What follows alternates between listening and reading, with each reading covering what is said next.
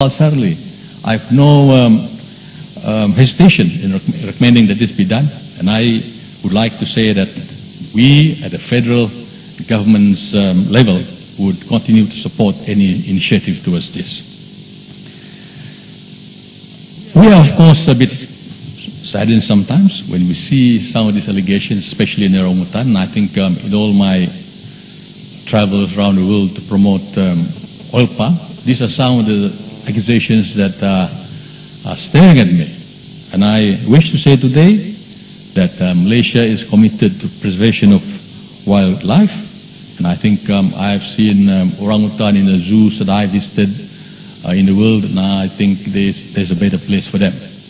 In the Sepilok Rehabilitation Center, I think the state government is very much willing for all the orangutans that are found in the zoos today to come home to Sepilok in Sabah, and I think we'll be very happy to keep them here.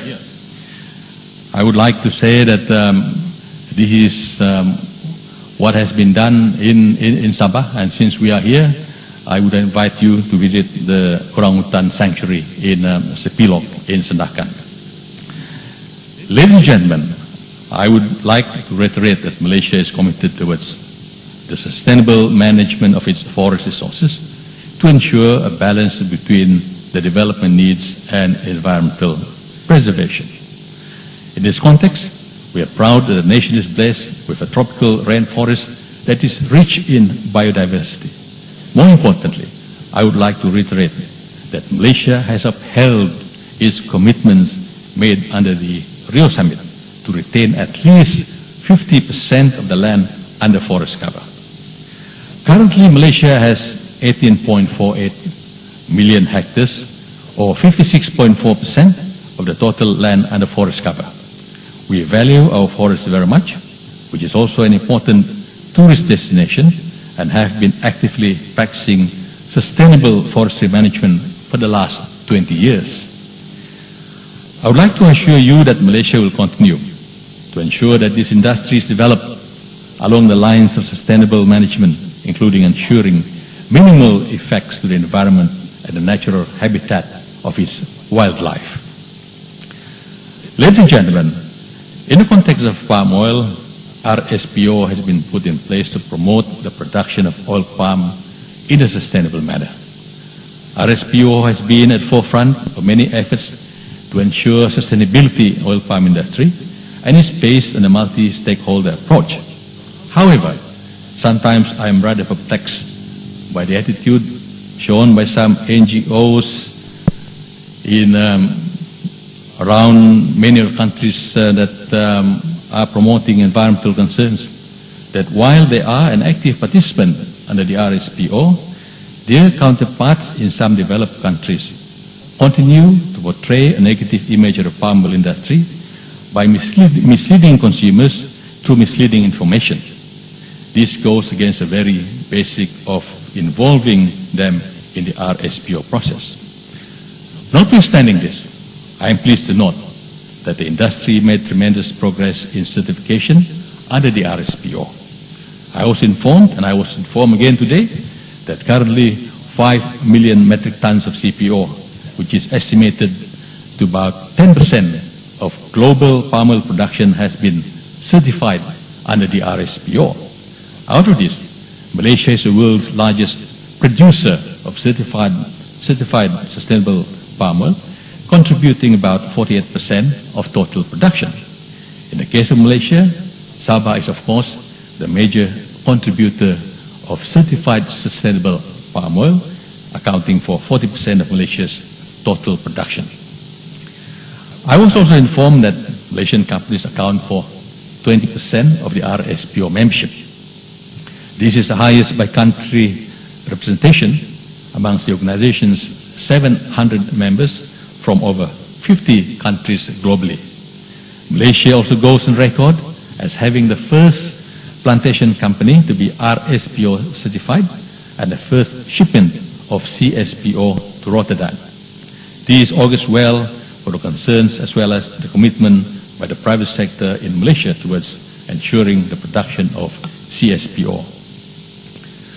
While the certified palm oil are mostly from the plantation sector, it is also important that due attention be given to bring on board the smallholders. In Malaysia, close to 40% of the planted area are managed by smallholders, and such outreach efforts need to be made to bring on board this particular segment of the industry.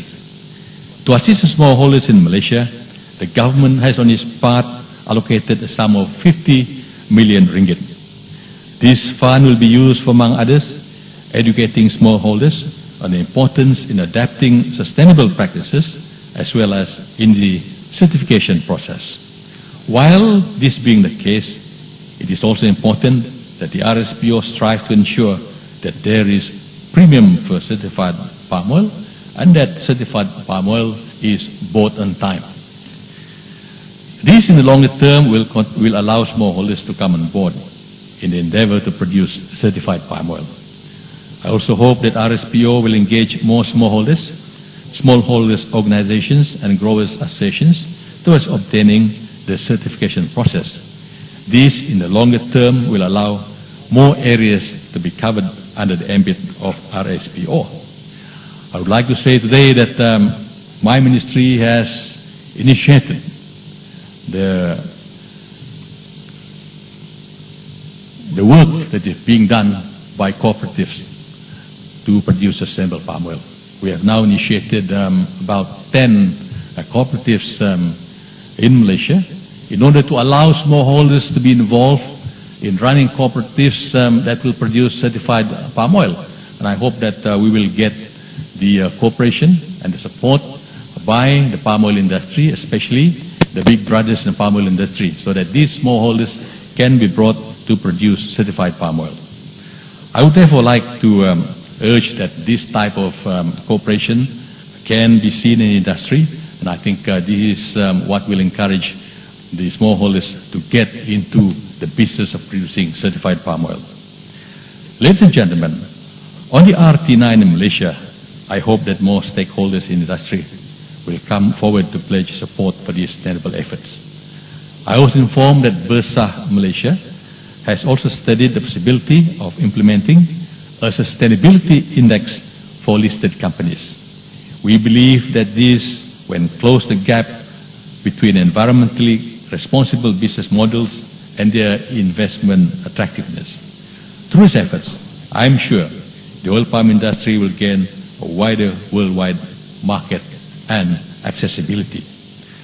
Lastly, I would like to encourage all foreign participants who are here today on this forum, not just to focus on the deliberations, but to see what we have on offer in Malaysia through Kota Kinabalu. This is a state that has been